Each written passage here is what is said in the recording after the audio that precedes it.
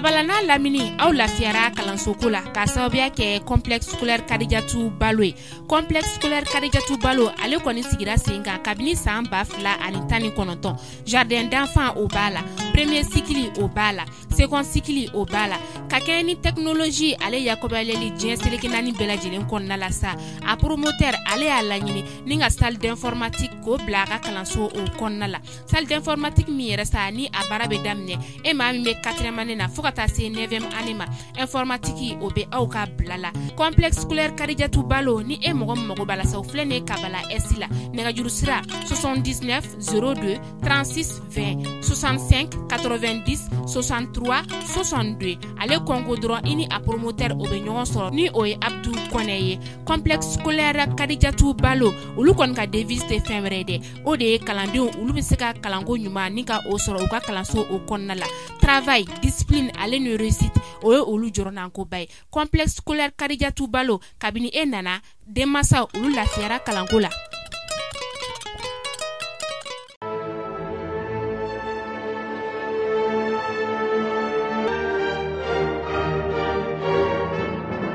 Bonjour à tous, bonjour à toutes, bienvenue dans votre flash d'information sur malikunafoni.net.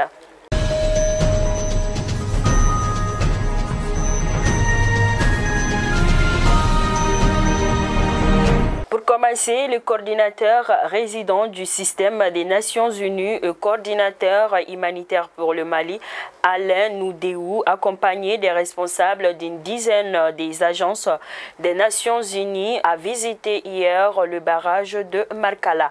Après cette visite, la délégation a eu une rencontre d'échange avec le président directeur général de l'Office du Niger, Abdelkader Konaté. Il s'agissait pour les Nations Unies à travers cette rencontre d'échanger avec les cadres de l'Office du Niger pour identifier les défis et contraintes de la structure.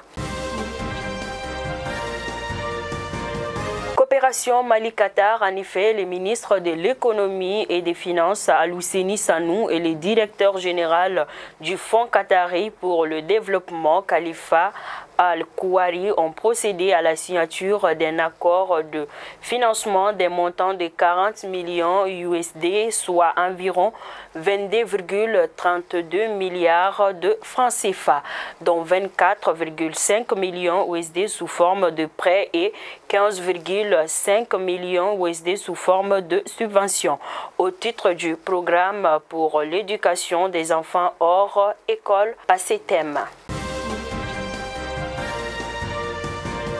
À Koutiala, les forces armées maliennes FAMA ont vigoureusement réagi à une attaque terroriste lancée contre le poste de Maou dans le cercle de Yorosso, région de Koutiala, dans la nuit de lundi au mardi 14 septembre 2021 aux environs de 2h du matin. L'information a été donnée par l'armée qui a précisé avoir tué des assaillants et enregistré à son niveau des blessés. Nos militaires ont aussi récupéré sur place une moto, une radio, des maillons de PKT et 4 boîtes chargeurs.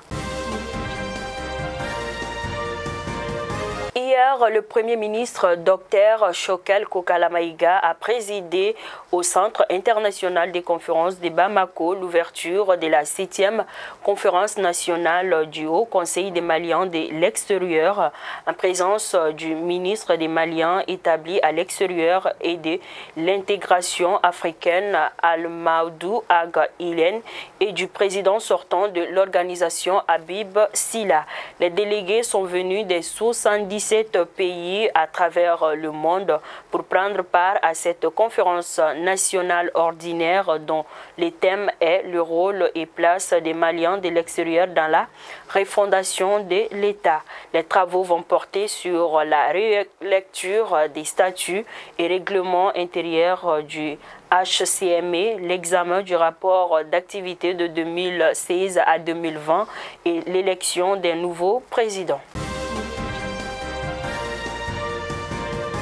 Face à l'engagement donné par le directeur général de la Caisse nationale d'assurance maladie CANAM de payer toutes les factures impayées au plus tard le jeudi 16 septembre 2021, les pharmaciens ont décidé de suspendre le mot d'ordre et l'arrêt du service AMO assurance maladie obligatoire par le biais d'un communiqué conjoint relatif à la suspension du service assurance maladie obligatoire dans les officines de pharmacie et laboratoires d'analyse biomédicale privés, les syndicats autonomes des pharmaciens d'officines privées et les syndicats nationaux des pharmaciens du Mali ont annoncé s'être rencontrés pour faire l'analyse de la situation du paiement des factures échues.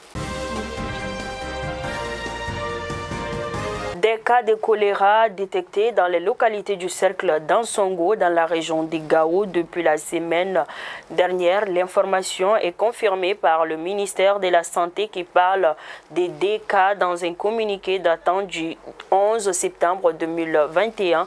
Déjà 3 morts ont été enregistrés et 6 cas en isolement, rapporte le médecin-chef du district sanitaire d'Ansongo. La population inquiète demande l'appui des autorités pour éviter la propagation de la maladie. Campagne agricole 2021-22, plus de 820 000 tonnes de coton-graines et plus de 11 millions de tonnes de céréales sont attendues cette année par le Conseil supérieur de l'agriculture du Mali. Cette campagne qualifie de prometteuse par rapport à 2020 par les autorités de la transition est confrontée à des difficultés liées à la pluviométrie mais aussi à l'insécurité. Accueil, violation, attente, abus et impunité, c'est le thème d'une causerie débat organisée le week-end dernier à Caille. Une vingtaine de personnes, notamment les représentants des associations des jeunes et enfants, ont participé à la rencontre. Il s'agissait pour les organisateurs d'échanger avec les jeunes sur les violations des droits humains. L'activité est organisée par Amnesty International Mali à travers le projet Observatoire citoyen contre l'impunité et pour la redevabilité au PUCIR. Elle a été financée par l'Union européenne.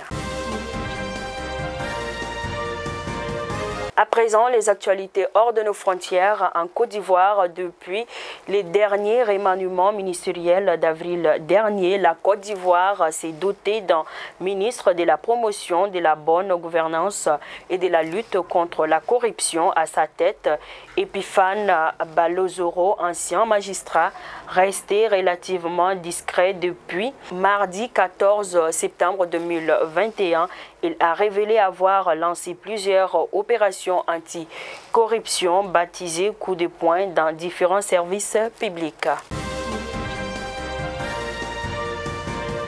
En RDC, l'ouverture de ces procès très attendus relatifs à des détournements dans le cadre du projet du parc agro-industriel de Bukanga Lonzo devrait avoir lieu le 25 octobre prochain.